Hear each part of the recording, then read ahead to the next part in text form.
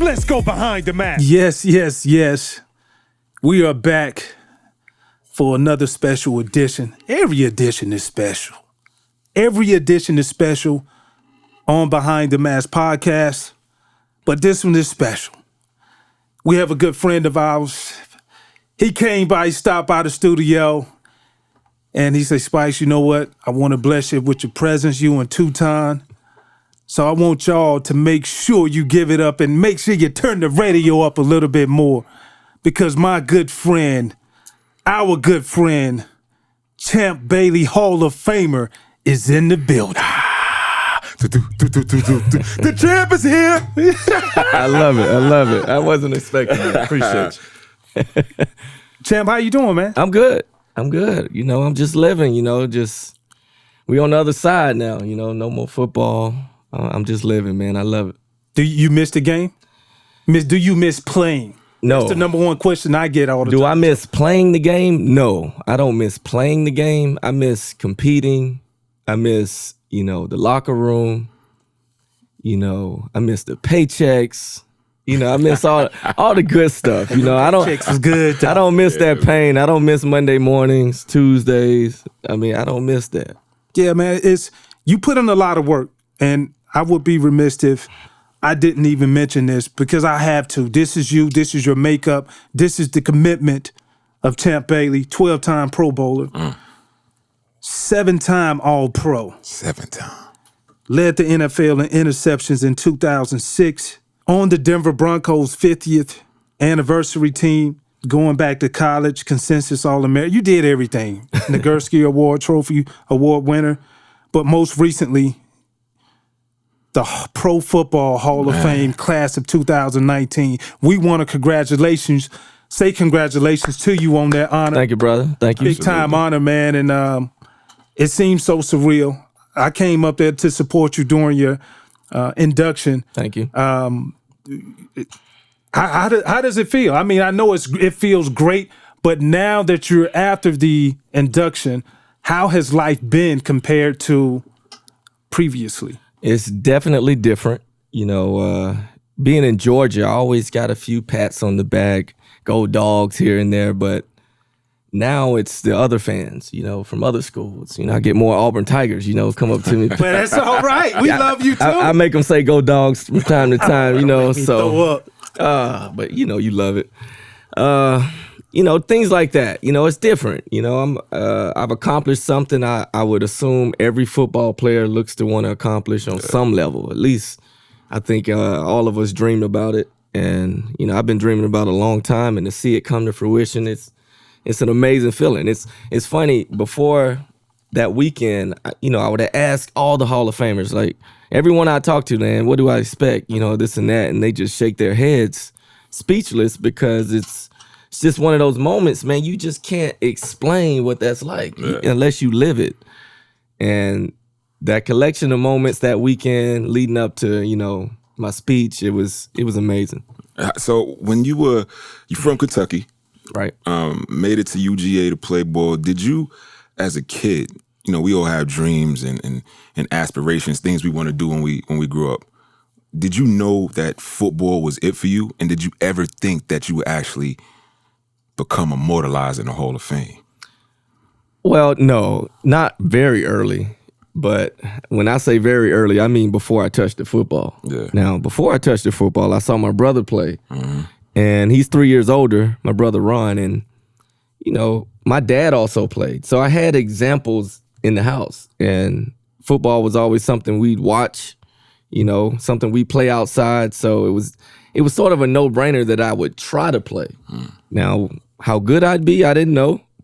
I knew I was good in the neighborhood, but, we put pads and things on. Who knows what's going to happen? But the first time I put on pads and touched the ball, I scored. Yeah. And I always knew I was fast, but I didn't know how fast. And, just being out there with all the kids I grew up with and out there playing and being one of the best, I always knew I had a shot. I just had to keep my nose clean and just keep grinding. Were there obstacles that, was there ever a time that you thought, maybe this is too much for me. Maybe I'm not going to keep it going. Oh, God, no. Because life was harder than football. Facts. we grew up with not much. One thing we did have was family. You know, growing up next door to my grandmother, you know, on her property, having all my uncles and aunts and everybody. I mean, I grew up in small town, rural South Georgia, town of less than 3,000 people. So everybody knew everybody. And, you know, just having that sense of community was what we thrived off of. And I didn't really realize how important that was until I got older, you know, and really could reflect. But that's really how I got to where I am, because I had so much support. Nobody let me get off track. You know, there were moments, but nobody really allowed us to do anything wrong. You talk about support, and it's a great statement, because it leads back into my question, what I'm about to ask you. It goes back to your Hall of Fame induction speech. And during your speech, it was very emotional. It was emotional from the fact that you were asking your community, meaning the community of the guys that are inside of that locker room who you spend so much time with day in and day out, more than guys' wives. You spend that much amount of time with those guys. You reached out and you said, you know what, I'm paraphrasing, and you can definitely clean it up for me, but it was more so calling an action item to all the white teammates, saying, guys, you know our story. You know what we go through. You talk to us every day in the locker rooms. If you don't listen, who will? Yeah, and you said it best. I mean, these are guys we spend tons of time with. I mean, hours and hours. We watch each other sweat, cry, bleed, everything. And for you not to understand my pain or listen when I try to explain my pain, like, how could you not? How could you not? I mean, you see me fighting out here trying to support my family. Right. But do you really care about me as a man? Like, this is what I'm pouring everything into football. Yeah. So what do you think I'm going to do for my family? I'm going to pour everything into them. So you see what I'm about.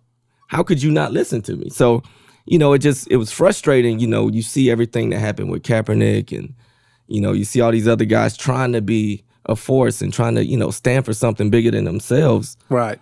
And then you see a couple white guys kind of turn the blind eye to it. And, you know, it's frustrating because it's like, we're not saying, these guys are not saying that they struggle. They're saying people that look like them struggle. Yeah. You know, so it's bigger than themselves. And I'm thinking, okay, why can't you be bigger than yourself and support that cause? You know, it rubs people the wrong way, and some people get control of the narrative and just trying to change it. And it's try to, you know, steer you in the wrong direction, just tell you how, you know, disobedient or inappropriate it is to take a knee or stand for something bigger than yourself. I mean, it's unfortunate that we live in a world like that, but, you know, the media has a way of doing that to people. And you know what? I just keep going back to, okay, I got to touch the people close to me, because if I can't get them, then, man, it's going to be a struggle trying to get anybody else. Yeah, no doubt. That's amazing, man. And I think you've obviously always been a leader in your locker room from UGA. We played against each other. I mentioned that a little bit earlier. As a leader, what are some of the things that you decided to do or that you tried to do to pay it forward to other guys in your locker room? You know, were you the lead by example type? Were you the rah-rah type? I was not the rah-rah type at all. I was not that guy, but I did take pride in lead by example. That was something I said. If I'm not gonna sit up here and try to get these guys hype, I'm gonna at least show them how to practice. Yeah. You know, just lead by example means more than anything, because I've had rah-rah guys that just they didn't even show up in practice. Yeah. You know, so it's like, what good does it say to yell, and then you don't do anything and back it up? So I tried to be that type of example. And, you know, the only way I give back and lead is just my availability to the young guys. Always just being available. I'm like that now. I think I'm more like that now than when I played, because I feel like football comes a little easier to most guys. You know, you have guys that struggle. Everybody's not going to make the team, but, you know, you're at the elite of the elite. Life is probably harder than football. You know what I'm saying? Absolutely. Especially after you leave the game. So I feel like I'm more important as a leader now than when I played the game. When you talk about leadership, I go back to when you were drafted to the Skins, and you look at that. You came into a locker room crazy now with two Hall of Famers, Prime Time and Darryl Green. Well, Deion came my second year. Yeah, but Yeah, but we had more than 2 Hall of Fame. We had Bruce Smith. Yeah. Oh my God. Just in the secondary.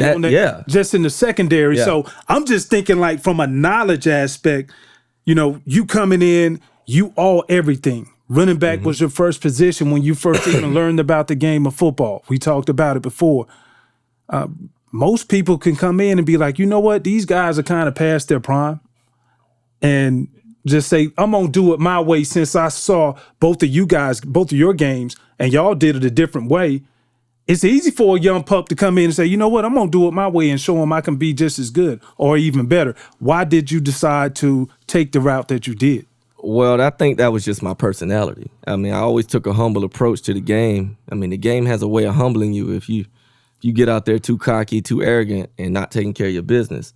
So what would it be like if I walk into a locker room with a first ballot Hall of Famer, 2-time Super Bowl champion, and not listen? What would that be? I mean, he's already a first. You either a plum fool or you a dumbass. Damn right. And I made sure, I took every little nugget he gave me and ran with it. We were 2 totally different type of players, but our coach at the time, he allowed Darryl Green to just take me to the side. I mean, every day we were one-on-one, and he was teaching me everything about playing corner. Now, one thing I was impressed by, and I actually use these tools today when I teach kids from time to time, every corner is different. And Darryl Green used to use this phrase that, you can't make a corner. Corners are born. Like, the great ones are. Yeah. I mean, you could throw somebody out there who could play receiver and couldn't catch, but corners are born, Like, the great ones are born. Like, you can't teach. I played different from Deion. I played different from Darryl. Mm-hmm. But we were all first ballot Hall of Famers. So there's so many ways you could do it. Once he learned how I played and how I felt comfortable on the field and, what I was good at, that's how he tailored my game and tried to teach me. Darryl. Yeah, he didn't care about what he did great. He was trying to figure out what I was good at. I know, man. So listen, I love it because the reason why I'm moving over here and I'm getting heated right now, because you have coaches who are paid to come in, right, and to teach you, and they try to teach you like they saw somebody else play the game and they don't understand. So it's baffling to me. People say, well, the pros, when you get to the NFL, that's the best of the best. Yeah, I mean, listen, it is somewhat to a degree, but I have a problem with, I know I'm going off on a rampant right now. No, go. Give it to him, Spice. Give it to him. I'm tired of these coaches, man. They don't know how to adjust. Yeah. They coach as if they're on the grease board.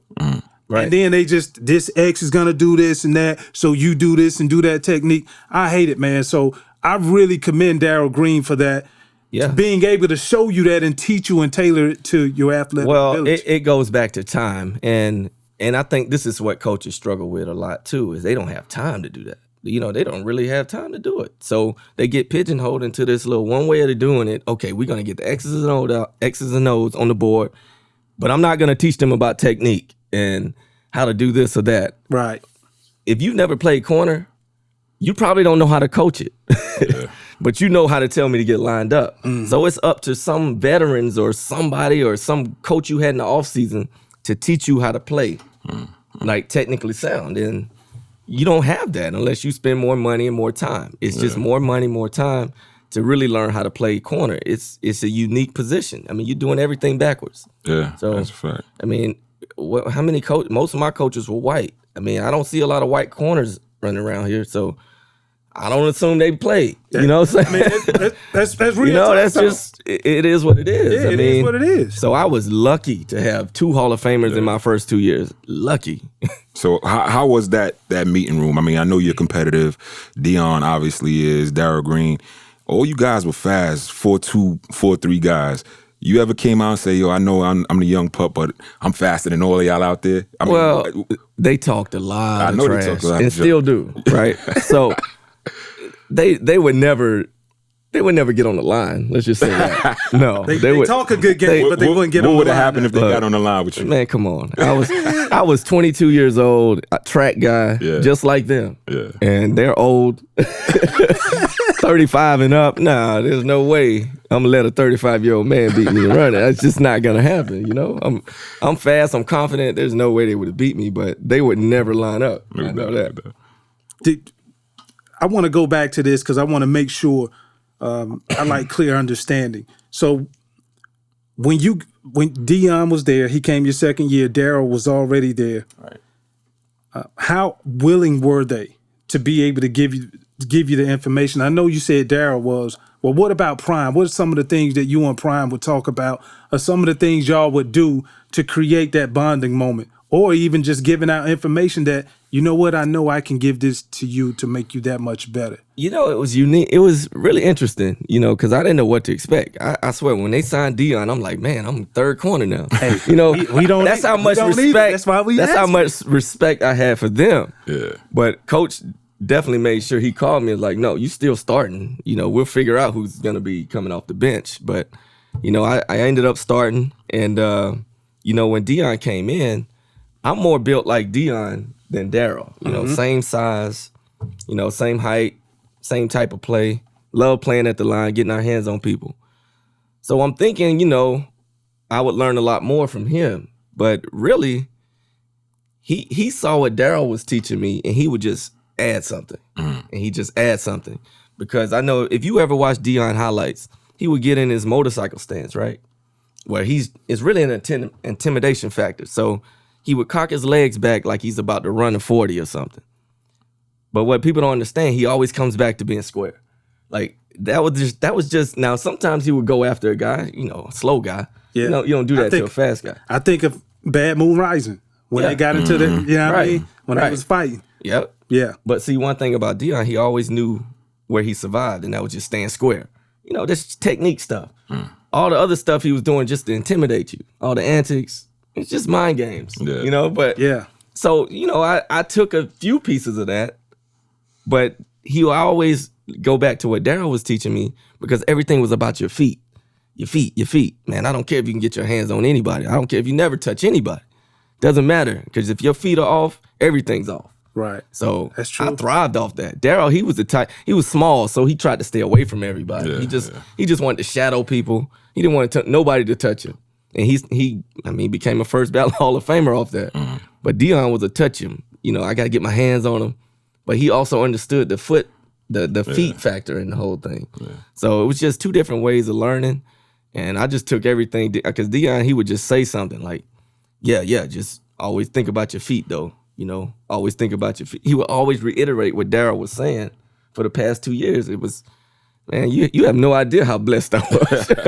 I mean, I'm getting all this stuff. I'm just a young kid, but I was soaking it up, though. Yeah. You talk about the technique of that game, and that position is definitely one of the harder positions to play on the field. You're on that island, right?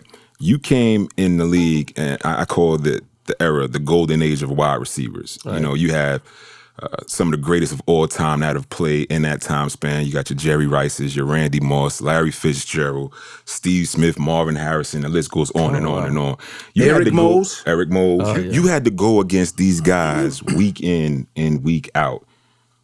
What was your motivation? What got you going to say each week I got to strap it up and I got to make sure I don't get burnt by one of these all-time greats? Well, I had a lot of confidence. I don't think I lacked that. I think what really superseded that was my accountability just to my guys. You know, one thing I hated was coming back on Monday and watching that tape, and I didn't have a good game.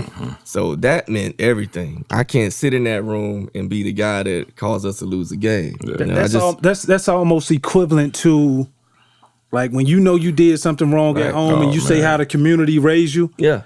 You won't get your ass tore up at the neighbor's house, and when you get home, you won't get your ass tore up. That's right. Again. Sure. Everybody had a right to discipline you. Yeah. And, you know, that's kind of how it is in locker room. You know, everybody's going to come down on you. They're going to talk to you bad, or they're not going to talk to you at all. You know, so you get in those moments. I mean, we've all had bad games, but, you know, you can't have them consistently. I mean, we have our times to redeem ourselves, but my accountability was everything. That was something I lived by then, and I still live by. Everybody wants to know. You talk about playing in the golden age with all of the receivers. Like, you played like damn good receivers. I'm gonna ask you the plain out question that everybody wants to know. Who did you think was better out of T.O. and Randy Moss? Whoa.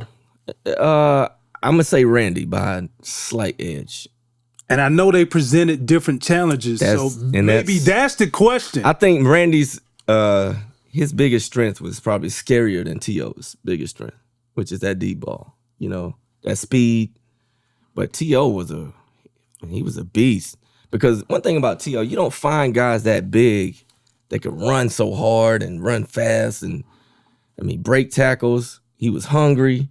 That dude was, that's what I say about what's different, with some of the guys now is that T.O., even though he had all this stuff that he would do in the media, he was always on that field. Oh, no question. Always on that field. And ready to eat you alive, too. Yeah, and we all know he should have been a first ballot Hall of Famer, but yeah, hands down. That dude was a beast.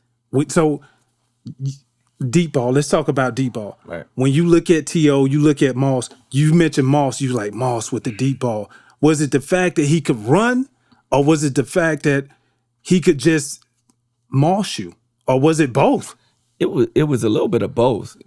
Fortunate enough for me, I caught him at a time when he was a little older. He didn't have a great quarterback, so I didn't have to worry as much as, early in his career because he was dominating everybody.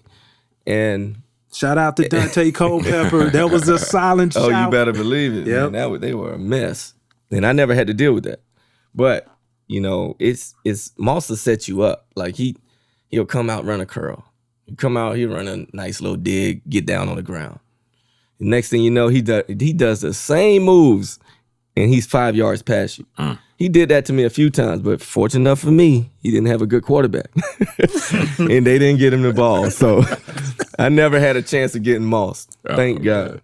The game's changed so much, and we're kind of dating ourselves here, but the physicality of the game when you came in the league, you talked about with you and Deion, you were able to jam the receivers. If a receiver comes across the middle on a little shallow drag, you can, nudge him real quick. You can't do that nowadays. I was just talking to somebody yesterday, and when we came into the league, if a quarterback underthrew a pass, it was an underthrow. It was called a bad ball. Now they call it a back shoulder throw. Yeah. So how do you think you can 5 yards short? And they call it, it's a great pass. Nah, that's an underthrow. Do you think you could have adjusted to the way the game is being played today? Well, since I'll never be out there to prove it, absolutely. Absolutely I could do it. It still goes back to technique. Now it's just, I feel like guys get so, I would say frustrated with every little throw that comes at them and gets caught. I think now you have to be a little bit more patient, not worrying about that 12-yard curl and that short route that goes across the field. Just tackle, get up. Because one thing's for sure, you're going to make your plays when your boys up front get going. That's really what you have to rely on more. That's why pass rushers are such a premium now because the quarterbacks are being so protected. It's like you got to go disrupt the quarterback if you want to make plays on the back end. So it's just another level of patience. We dealt with it, but, we could, bump and run down the field a little bit more, which made it a little better. Out of all of the defensive coordinators you played for, which system did you like best that you felt like it really highlighted your skills as a player? I'd probably say Larry Coyer, probably because when I got to Denver, I was allowed to do a lot, do what I do. Yeah. So I could dictate a lot of what we did on defense just because I was good at what I did. Plus, I don't know. I just had this thing where he just allowed me to be free. And, he trusted me. Was that like a lot of man to man or a lot of man zone the field off on this side? But I was able to match up. I was able to play free. I think that was most important. I wanted to match up. I always wanted the number one guy because if that guy scores it, I always feel like that's my fault. You know what I mean? Even if I'm not on him, it's like, why am I not on him? That's why you brought me here. Competitive drive. Right. So, I just always wanted to be on the top guy, and he allowed that. And then, he allowed me to, input on the defensive strategy for the week. So little things like that, really I would say set them apart from the rest because most of the time I'm just going to be a student and just sit back and learn and, the X's and O's. Because that's one thing I learned throughout. None of those coaches could teach me really how to play corner, but the X's and O's is something I wanted to learn more and more. So I'm glad you talked about the X's and O's because the mental side of the game, right. Athletically, listen, God gave everything to you. Yeah. So at what point did that come into manifestation for you to see, I know I can do it athletically, but I took my game to another level because I dabbled into the mental aspect of how to win? I think it happens without me even thinking of it because it doesn't just start when you get to the league. I mean, this is something you develop throughout throughout all your trials and tribulations on the field. Like all your mistakes, all that experience develops the mindset that it takes to be great. I mean, you're gonna have problems. How quick do you get over it, get through it, and go on to the next play? I mean, that's crucial. And your mindset is everything. I played with some athletes in high school that were just as good as I was. But they just didn't have the mindset to take them to the next level, So they could not worry about that bad play they had last week. It's like, why are you dwelling on that? I mean, what about the play in front of you? So if you don't develop that mindset, that short-term memory, I mean, you're not gonna be a great or special player. I mean, your mentality is everything. I mean, the confidence, you get that from your mentality, how you approach the game, the work you put in all week. I mean, knowing that you got to prepare to be great, like it don't just happen. You got to put the work in. So, I mean, that's just the way I was. It wasn't never a moment. It was just a process. You want what you want when you want it. Listen, I'm the same way, but when you mentioned process, it really took me back to being committed to the process in order to get to where you want to go. Talk more about what do you mean by the process as far as going through what you had to go through to learn and accumulate everything what you have now? Well, I just think there's no such thing as those good things just come easy. They just don't. When you trying to fight for something big, there's some things you got to go through. I mean, whether that's practicing or preparing for the SAT or whatever it is, there's steps to take. There's a grind you got to go through, especially if it's worth it. I mean, there's nothing going to come easy. So there's always got to be a process to everything. And if you think that there's going to be something quick that's good, it's not realistic. Else everybody would be living good. It's not that easy. So I just think the sooner you learn to embrace the process, embrace the grind, enjoy it, and be prepared for whatever life has to throw at you, the better off you're going to be. How did you adjust? And you talk about quick and good. You were quick and you were damn good. You're the exception to the rule. How did you adjust that rookie year? I mean, you talk. We had a little bit more of the hazing back in the days, or the rookie dinners. You were a first round pick, so I know they hit you over the head with that bill. Talk about what that rookie dinner was like, man. It wasn't that bad. It wasn't bad. I'm telling you why. You had some lame vets. Yeah, no, supposed to hit you over the head with that bill. Who else came in? I had a great vet. Darryl Green controlled everything. You got to understand, like, I didn't have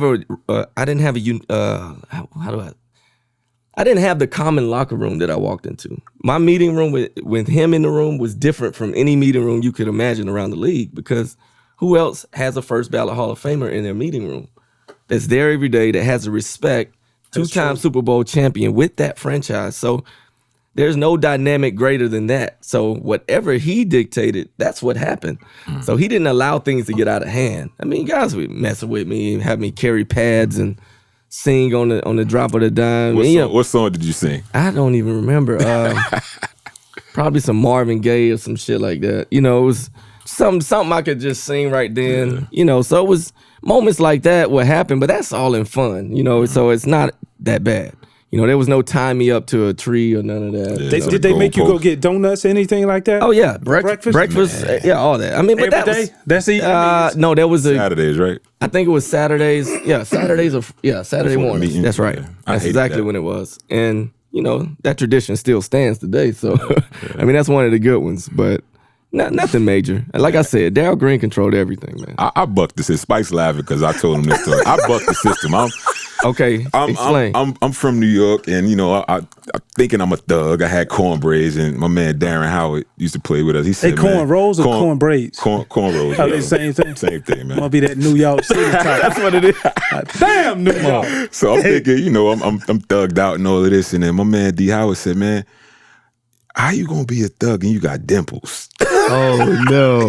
You ain't scaring nobody. No. So they used to kill me, but they sent me to the store for donuts, and they said, okay, when you come in here before the meeting, you're not playing. You got to come in and bring warm Krispy Kreme and cold milk, right? Before Saturday. So I was like, all right, cool, I can handle that. But I was running late one day, so I'm in New Orleans. I left the donuts in the car and the milk in the car, so I had to run to the special teams meeting so I wouldn't be late. By the time I get out the special teams meeting and bring it back to the O-line room, I got cold Krispy Kreme and warm milk. Man, they tore me apart, man. They like, man, you know what? Run back to the store and get us some more donuts. I'm like, I ain't doing that. We watching film. My man, Wally Williams, you ain't playing no way. Gave it to me.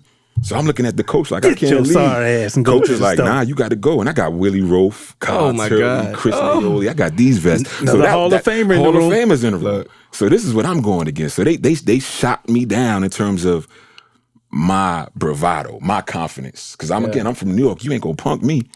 But So what you give to him? What you do? I had to go back and get some breakfast biscuits from McDonald's. You better believe it. Krispy Kreme. Look. Like what's up? You don't mess with the big boys' food, man. You just cannot. They're the most sensitive and gentle giants in the world. They love their food. Right. They don't mess around. So the vets ain't give you no hard times. Look, like that, man. we're little guys. You know? had it easy, man. Yeah, I did. I mean, I played.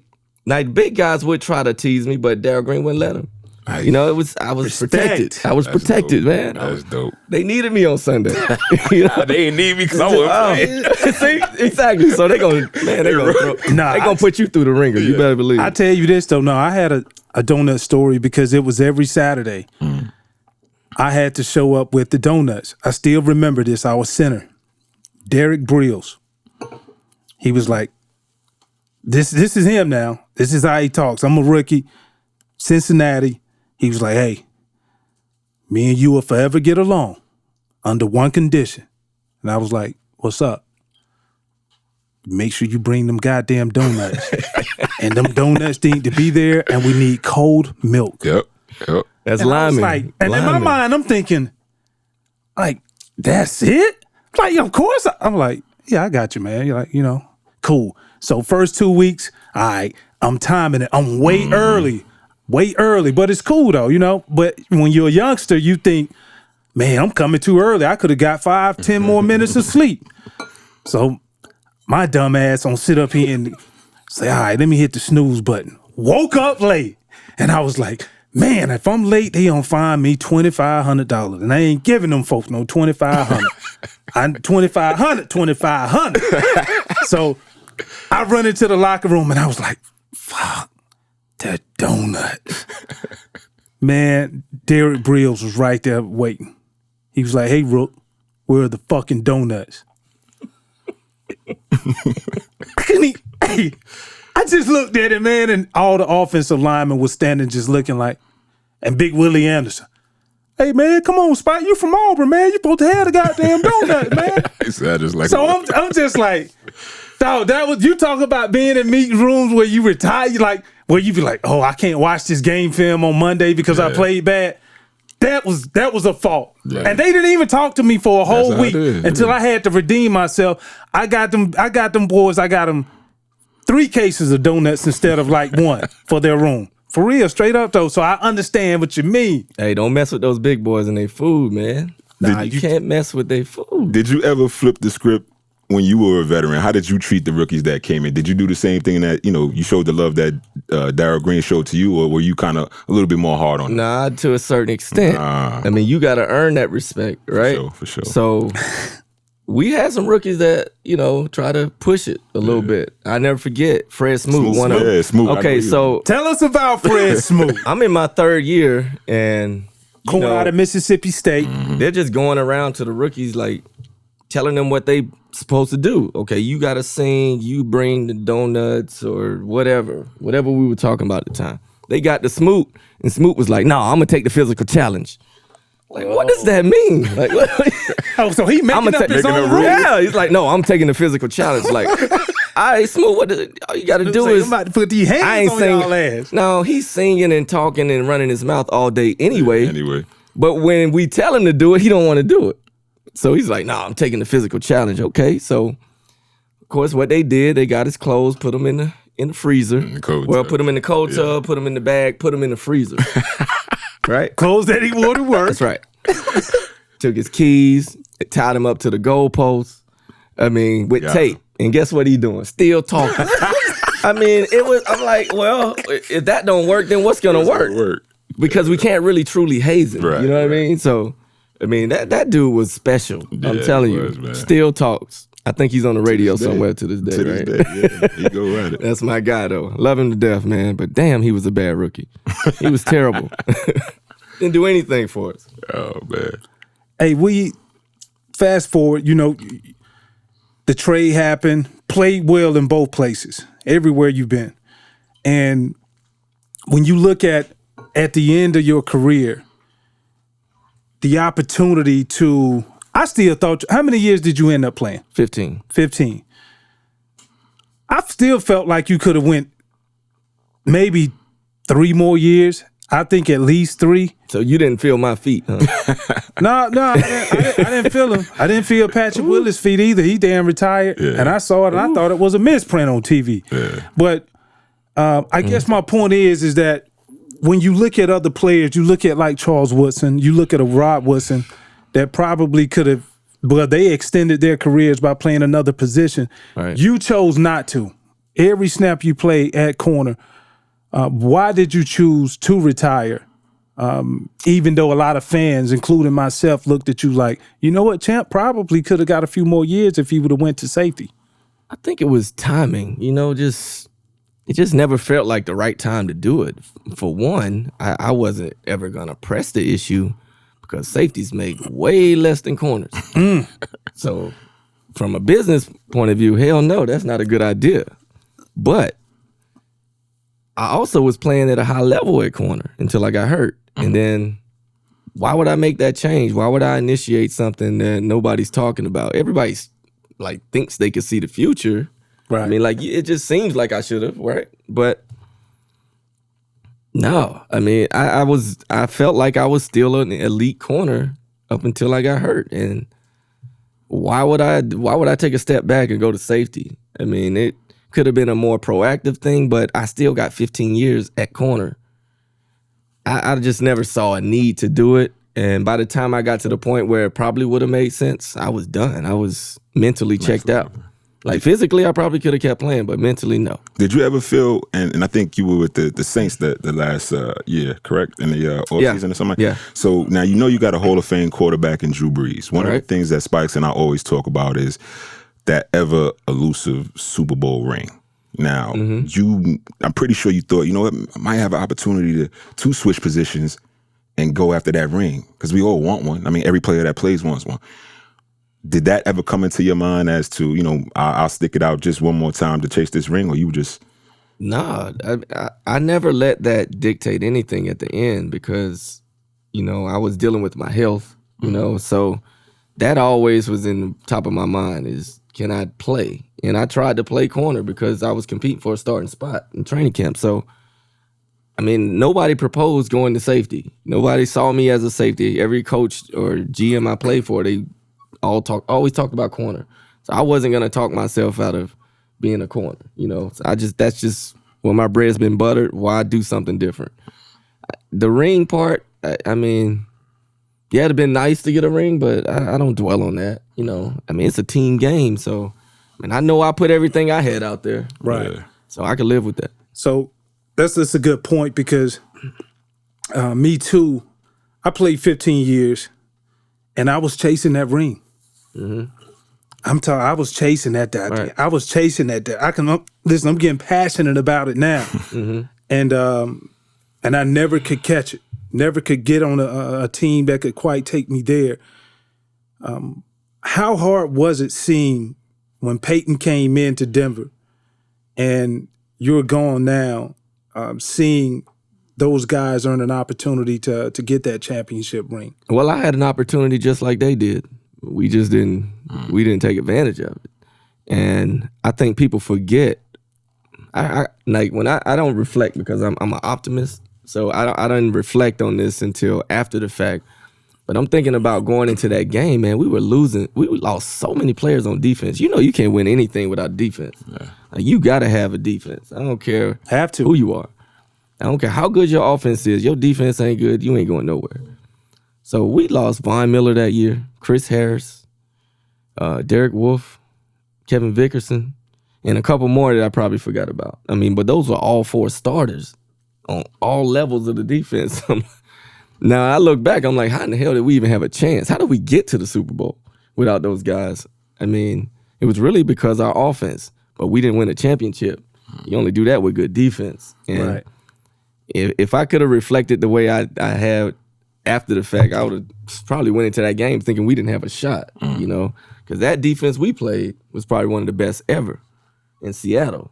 I mean, they had one of the best ever defenses, Legion of Boom. I mean, they were really legit. Yeah. That's why they won. I mean, their offense played great too. They put up 40 points, but their defense scored. They scored on special teams. I mean, it was chaos.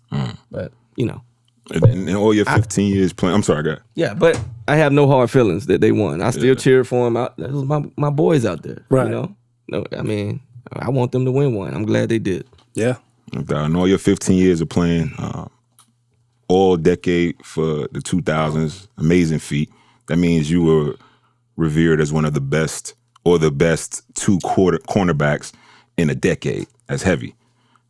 Who was the other defensive back or cornerback that you actually watched? And did you ever feel like, you know what, there's a little competition here where I know this guy's doing this thing? After your game is over, you watching the highlights, you say, oh, he's doing this thing, I got to one up him, or I got to, keep doing my thing to make sure I still am the best. Well, there was a good bit of corners that were considered pretty good. I mean, Aaron Glenn was one, Sam Madison, Pat Surtain.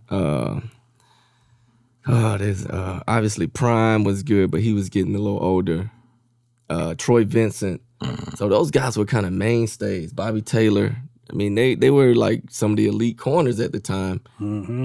So I'm always looking at them as the bar. Like, okay, I got to play better than these guys. Yeah. And, I just put the work in and went for it. But, those are the guys that kind of like set the tone. I mean, like Troy Vincent, I remember going to my first Pro Bowl and he's there, So just picking his brain at the Pro Bowl. It's little things like that, man, meant so much because even though we out there competing, trying to one-up each other, we all had this brotherhood once we get to the Pro Bowl, So it was surreal, when I think about it now, because those guys, I mean, now they look at me like I was the standard, Like I just ran into Sam Madison about a month ago and he's like, boy, I admire your game. And I'm like, man, you have no idea. Like, you motivated me. Like, you were one of those guys that pushed me to be what I was. So, I mean, I thank them for that. And, I mean, looking back, I'm just glad we can all talk about it, laugh about it, and talk about the good times and the people we dominated, So it's a good feeling. When you look at, you had a lot of success in every place that you've been, like individual success, like you were a baller. Some teams that you were a part of, unfortunately, they were not good football teams. I went through that a lot throughout my 15-year career. Most of, pretty much damn near all of it now that I think about it. We know where you started. We know. Goodness, that was like Beirut in that piece in Cincinnati. Anyway, my question is to you, though, because people ask me all the time, and I want to ask you, like, how hard was it to stay motivated when you went through those bad times, team-wise, collectively? When it was just so easy to be like, well, as long as I do what I do, then I'm good. But we all know at the end of the day, going back to your statement earlier, it's all about community. Yeah. And your community is that locker room. So how hard was it staying motivated, focused, knowing you going out playing with a purpose versus you seen a lot of guys who probably they were on your team, like they're on every team, who just come to get the check and just get through? Well, like you said, it's hard. Those bad games, those bad seasons. I mean, it takes a toll on you. But I've never won a championship in football, and I've been on some bad teams. So what I always wanted to make sure I did was take care of my business. Take care of my business, because when I look back, I want to say, did I give it my all? But then after a while, it became frustrating because I always felt like I got to do more for my guys. I got to pull these guys along. I questioned my leadership. It always came back to me. Am I doing enough? Right. I never wanted to point fingers at anybody else. It was just, am I doing enough? Can I lead better? Can I do this? So it was just, that's the type of things that kind of got in my mind, about, am I leading the right way once I became a vet? Mm-hmm. But other than that, I didn't really dwell on any players or anybody playing bad. It was just, how can I help them play better? Because if they don't play great, I always said, if your weakest guys on the team don't play great, you're not going to be a good team. They have to be good players. And, that's what I always try to focus on, like these special team guys that come in. I tell them right away, all you're going to do is play special teams. But when somebody get hurt, you better be ready. Yeah. Like, you want to play away. One play. And I saw that happen from time and time again, and a lot of them weren't ready. And it's like, did I do enough to help him get ready? So I always look at the guy in the mirror as the one that needs to do something better or do something different. I never try to point fingers. How did you block that out, though? You say you're an optimist. So I guess my question is, like, since you're optimistic about so many things and the culture could have been bad around that time, how did you continue to push that off and keep that same mindset to make you be successful? Like, what are some of the things you used to do? Well, you got to think, I came up in an organization that still has problems with leadership, right? Redskins. I mean, we still see the effects of bad leadership, right? And I think everybody around the league knows that. And I didn't understand that until I left, but I always would go back to myself, like, I got to take care of my business. I just block it out. I mean, I guess it's just the way I'm wired. I don't really think about things I can't control. Like, I can't control what they do. I just got to make sure I'm accountable. I handle my business and try to help guys along the way. I got better at it as I got older, but, that's all I tried to concentrate on, because nothing matters if I don't take care of my business. I mean, it's kind of like what Belichick preaches, do your job. And, I mean, I live by that. I mean, before I ever heard it. And, I mean, that's just the way I was. Well, at Behind the Mask, we always say there's only one rule. There are no rules. Yeah. Right? So Right. You got drafted to the Redskins. Chocolate City. We going all in right now. We going Behind the Mask. What was it like in D.C. back then? We got Club Love. Remember, Love was out. Yeah. You got Chocolate City, the little strip club. Yeah. Look at you reminiscing now. How did you stay focused and motivated? I used to fly up to D.C. and get it in with Big Chris Samuels, CP, all these cats. Hey, thanks for the invite. You know what I mean? Man, you was kicking me out of house parties back then, so we ain't gonna get onto that. Man. But how did you stay motivated with all that going on off the field and still stay focused to get ahead and and get it in on the field? Well, that's one thing about being an NFL player. There's going to be distractions, right? Yeah. There's always going to be some temptations out there, and you feed into it from time to time again. But I'm telling you, why do you have those opportunities? Football. So, I mean, nothing matters unless you play the game. I mean, those games provided all those opportunities, all those temptations, all those obstacles come because of football. And I welcome those problems. Those are rich men problems. Like, why am I really worried about, these temptations out here? Yeah, I might feed into it from time again, but I know how I got to this point. I know what's going to kick doors open for me, and that's playing this game great.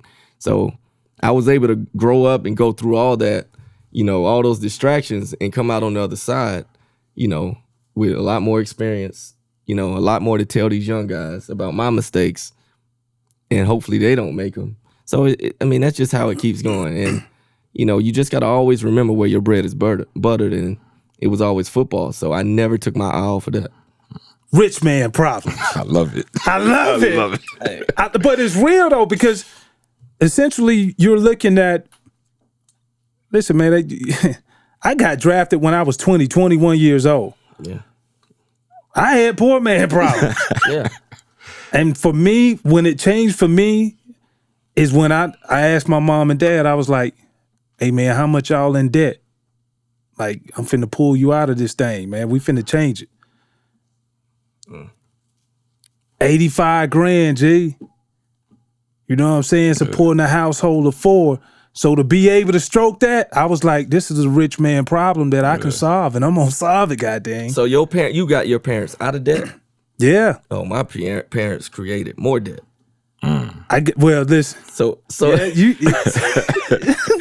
You press that reset button and go right back into it, right? So right. Okay. So as good as that was for him, I mean, everything ain't always peachy once you sign that contract. Absolutely. You know, because family is a bitch. I mean, I'm telling you, family can be your downfall. So how does my family create more debt when their son just signed for $5 million or whatever I got at the time?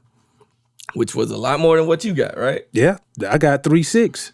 Man, I got 175,000. What y'all talking about? Mr. Budget. But my point is, it's just that financial literacy. You know, it's just, I mean, you still have to deal with those issues. You don't get rid of it because you got a check. It just gets worse. Gets worse. Just gets worse. So, you know, that education is so important. And, you know, not having that growing up, I mean, I fed right into it. So if it wasn't for my second contract, who knows where Champ would have been, you know? Right. So it's just one of those realities, man. It's not that easy, you know, just because you get money. It's not that easy because you got to you want to take care of your family, right? You want to take care of everybody in the community. Right.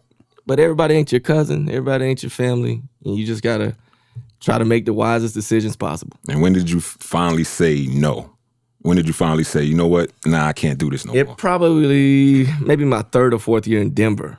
Like it was like 7-8 years in the league before I getting to the point where, I mean, because of course I signed a bigger contract. So the problems got even worse because I didn't nip it early enough. I was just too immature. I mean, I was 25 years old. You know, after my contract was up, I was 25. So I mean, that most rookies are about 25. So it's like, you know, I really hadn't had time to grow up and learn. You know, there's obviously family comes with that, your community. You want to help people back home. Everybody becomes your cousin. I mean, I felt like I became a therapist in some sort because you learn about everybody's problems. You know, so it's a lot of that, fishing through that and trying to figure out how to, you know, take care of my family and my community, but not at the detriment of losing everything that I have, you know? So there was a balance there. And that's when, go back to that question, when did I start saying no? That's when I started having to say no, because now I got a little bit of money as a rookie, or I got a lot of money as a rookie, but now I got another windfall of money. People just think, oh, shoot, he got it all. So, I mean, I can't go broke, but they have no idea how quick that can happen.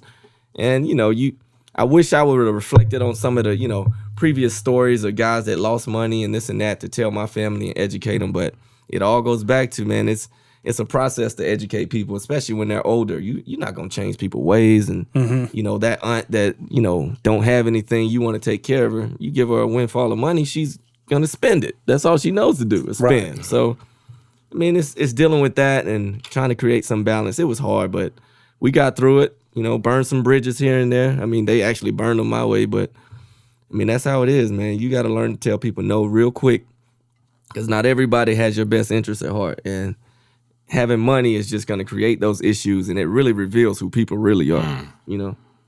Man, you talk about, talk about the name Champ. And I know that's a lot to live up to, right? And obviously, first round pick, all decade, Hall of Fame. You did all of that on the field. So what motivates you now to still be a champ off the field since retiring from the league? Well, just doing what I did to be good at football. I mean, I think if I apply the same things to football I did to life and, you know, business, I could be just as successful or even more, you know? And, you know, I'm counting on that because all those values I learned in football, being accountable, playing with confidence, you know, teamwork.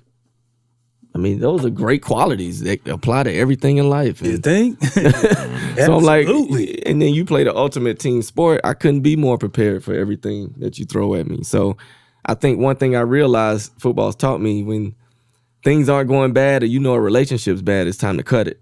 You know, you just got to cut it. And, that's friends. It doesn't matter who it is. You just gotta Real talk. You just gotta cut those things off, things that weigh you down, and just try to surround yourself with smarter people, better people than yourself. And it's a constant challenge, but we live and learn. And I think I'm in a good place, but I want to be in a better place. So I'm always striving for something better. No doubt. And then No. and you're doing some amazing things also with your alma mater, University of Georgia. Talk briefly about the players' reception and what is your goal behind that movement. Well, playing the game, provided us a lot of opportunities, a lot of doors that open that really wouldn't for a typical black man. And, I just want to take advantage of those. But it's not just about me. And I think that goes back to, trying to be a better leader. Is really showing guys what to do, getting them in the same room, talking about what I'm doing. What are you doing? How can I help you? Those little things mean a lot. And, we have this thing I go by this thing called from the feet up. And it goes back to my football days. I talked about Darryl Green and how Deion, how they all were talking about, you could touch guys and put your hands on them, but it all starts with your feet. Because if your foundation is not right, nothing's going to be right. Everything's shabby, so I want things to be stable. So it's all about making sure you got the right foundation. That starts with my team, how we run things, a system. It's not, I want to be able, if I can't run my business, we could plug somebody else in. Yeah. There's only one champ, but as a collection, we could be so powerful. I think, you look at what LeBron has done. We talk about this all the time, me and my business partner.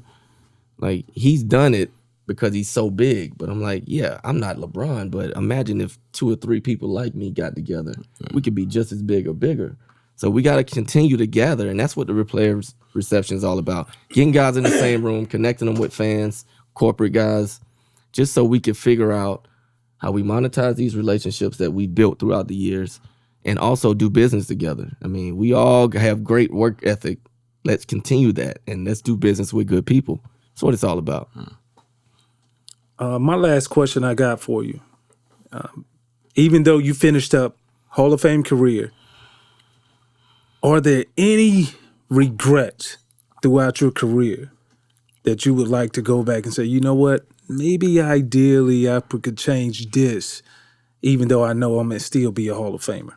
I think the sensitive side of me goes back there sometimes, where you like, dang, if I would have did that, but then I check myself because it's,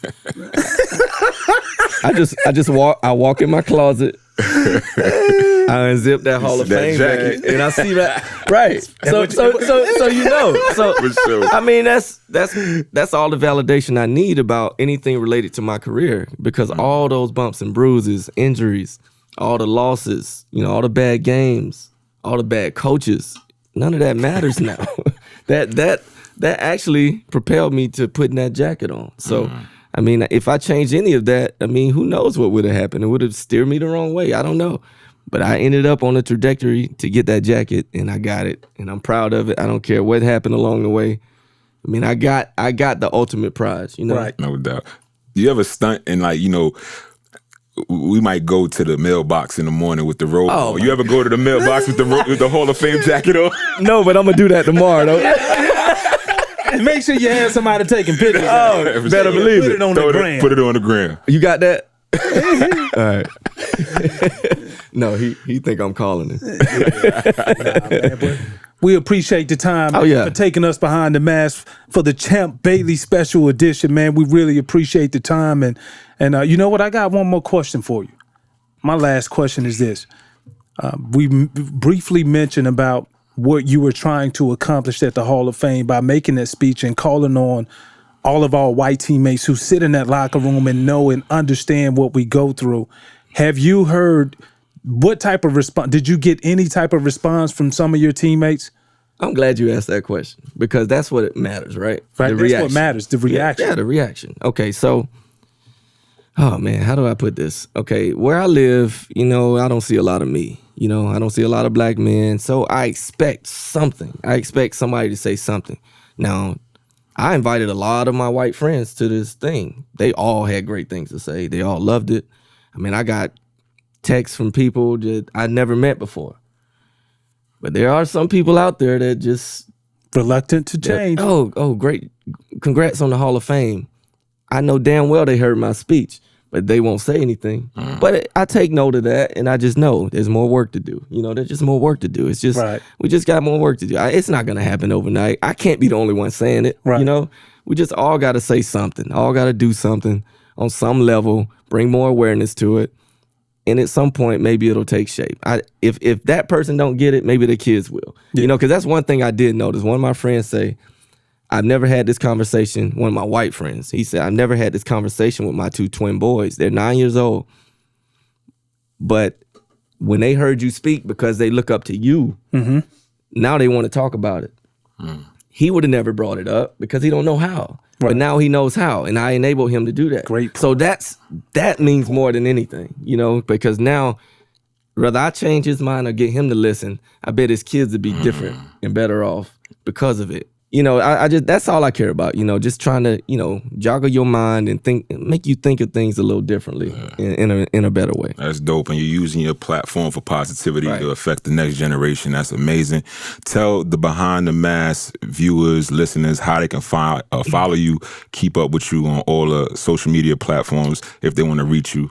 Very active on Instagram, TheChampBailey.